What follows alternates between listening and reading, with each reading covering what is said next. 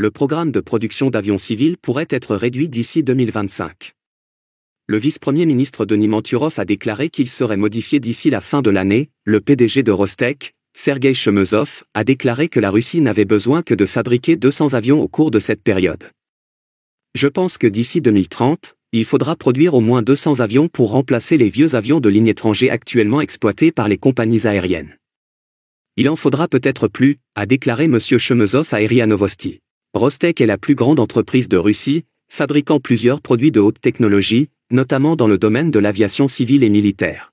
Les calculs de base montrent que, compte tenu des 1740 jours qui restent jusqu'au 31 décembre 2029, le secteur aéronautique russe devrait construire un avion tous les 8,75 jours pour atteindre l'objectif de M. Chemezov. Comme l'a souligné M. Chemezov, si davantage d'avions sont nécessaires, la cadence de production devra être encore plus élevée. Même avant l'application des sanctions, le secteur aéronautique russe n'avait pas atteint un tel rythme. La Russie a construit 11 avions en 2019, rapporte TASS, citant le ministère de l'Industrie et du Commerce, en 2020 à 12, en 2021 à 13, y compris un prototype MC-21.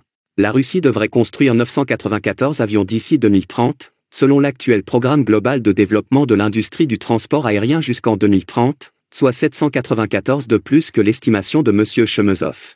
L'effort du gouvernement consiste à fixer des objectifs industriels pour la construction d'avions. Le programme est en place et les experts travaillent sur les améliorations et les changements. Le projet a été approuvé pour la première fois le 27 juin 2022, avec l'objectif initial de fabriquer 1036 avions d'ici à 2030. Cependant, au fil du temps, le nombre d'avions a diminué, ce qui a entraîné un retard dans le début de la fabrication de certains types, en particulier le Tu-214. Le premier vice-premier ministre Denis Manturov a déclaré à Interfax qu'une nouvelle version du programme serait lancée d'ici la fin de l'année, lorsque deux nouveaux avions de passagers russes, le SSJ-New, une version du Superjet produite dans le pays, et le MC-21, auront reçu leur certification. Le commentaire de M. Chemezov ne signifie pas nécessairement que le programme sera encore réduit. Suite à l'invasion totale de l'Ukraine par la Russie le 24 février 2022, les sanctions imposées par les pays occidentaux ont stoppé la production en série d'avions de passagers en Russie. Bien qu'il n'ait fabriqué que 7 Super G100 à partir des stocks de composants étrangers d'avant-guerre, le secteur russe de l'aviation n'a pas réussi à mettre en place une production d'avions de grande envergure depuis lors.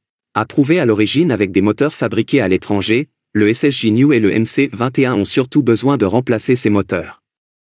Leur construction nécessite également d'autres composants étrangers. La fabrication précédente du SSJ-100 utilisait des moteurs SAM-146 avec des pièces fabriquées en France. La Russie travaille sur un moteur de remplacement, le PD-8. Probablement dans le cadre du processus de certification de l'avion, le premier vol d'essai avec ces moteurs a eu lieu le 17 mars 2025. Les certifications peuvent durer de nombreux mois. Selon Manturov, elles pourraient être terminées d'ici la fin de l'année 2025. Bien que Manturov n'ait pas spécifiquement confirmé ce calendrier, le programme révisé prévoit la production du SSJ-New pour 2026. Initialement approuvé au niveau mondial avec les moteurs américains Pratt & Whitney PW12 Angers, l'avion MC-21 devait à l'origine être équipé d'une variante du moteur russe PD-14. Aujourd'hui, ce moteur est le seul choix possible après 2022. Selon le programme actuel, la fabrication en série du MC-21 était prévue pour 2025, mais en janvier, elle a été reportée à 2026.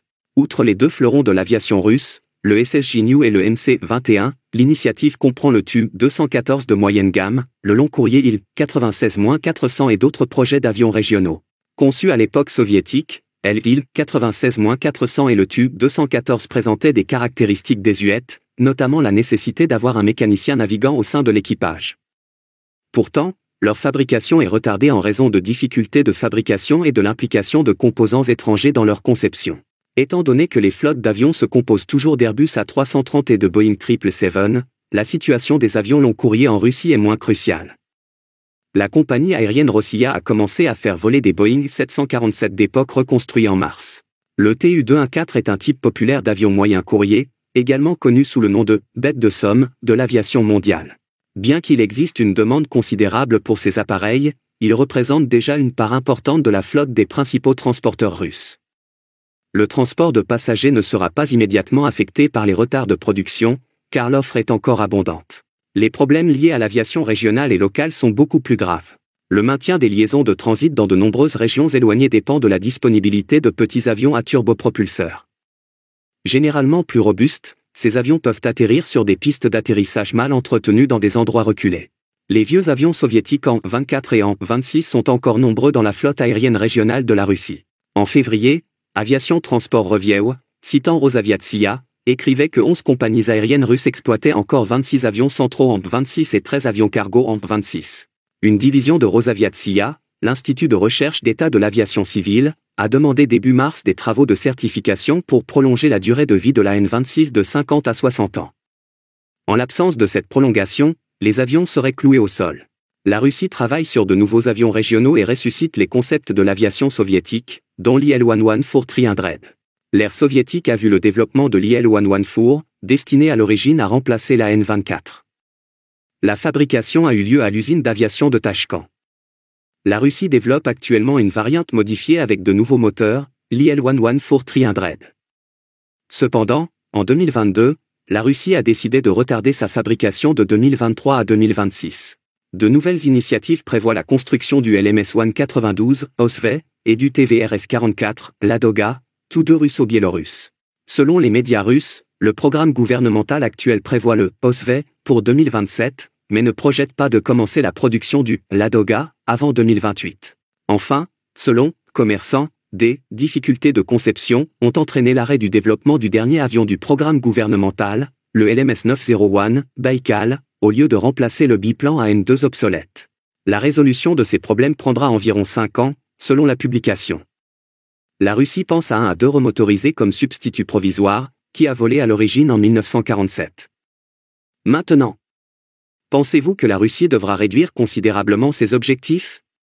Faites-le nous savoir dans les commentaires. Merci d'aimer et de partager nos vidéos et de vous abonner à notre chaîne. Merci également d'adhérer à notre chaîne pour nous encourager.